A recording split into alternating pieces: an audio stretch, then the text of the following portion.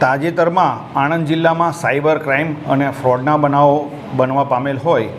આ ગુનાઓમાં સંડોવાયેલ આરોપીઓને અટક કરવા અને તેઓના વિરુદ્ધમાં ગુનો રજીસ્ટર કરવા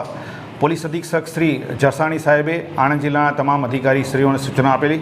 જે અનુસંધાને વિદ્યાનગર પોલીસ સ્ટેશનના પીઆઈ શ્રી ગોહિલે તેમના સ્ટાફના માણસોને પણ આ બાબતે વર્કઆઉટ કરવા માટે સૂચના આપેલ, જે અનુસંધાને વિદ્યાનગર પોલીસ સ્ટેશનમાં ફરજ બજાવતા પોલીસ કોન્સ્ટેબલ શૈલેષભાઈ માવજીભાઈને એવી હકીકત મળેલ કે વિદ્યાનગર વિસ્તારની અંદર ફેસબુક ઉપર લોન આપવાના બહાને લોકોનો સંપર્ક કરી તેઓ સંપર્ક કરે ત્યાર પછી તેઓ પાસે એકાઉન્ટની અંદર ડિપોઝિટ પૈસા જમા કરાવી ત્યાર પછી તેમના બેંકની અંદર સિવિલ સ્કોર ઓછો છે તેમ કંઈ વધુ પૈસાની માગણી કરી અને જ્યારે પૈસા ભરી દે ત્યાર પછી તેઓના નંબર બ્લોક કરી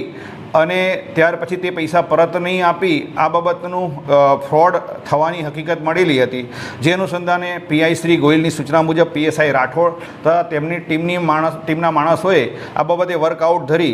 આવા ગુનાઓમાં સંડોવાયેલા 4 આરોપીઓ વિશાલ મહીજીભાઈ વણકર રહેવાસી મોગરી,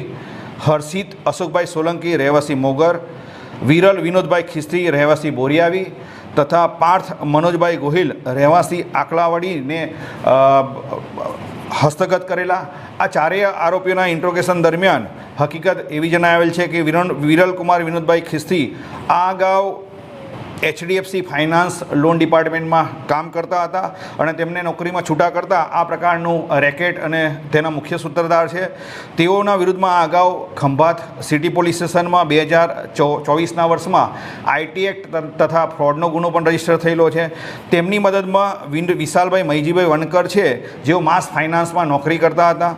પાર્થ મનોજભાઈ ગોહિલ છે તેઓ બાલ અમૂલમાં નોકરી કરતા અને નોકરી છૂટી ગયા બાદ તેઓ આ સ્કેન્ડલમાં તેમના સાથે જોડાયેલા હતા. અને હર્ષિત અશોકભાઈ સોલંકી જે ટેલી એકાઉન્ટન્ટનું કામ કરતા હતા તેઓ આ ફેસબુકના જે પણ વ્યક્તિઓ હોય તેઓ પાસે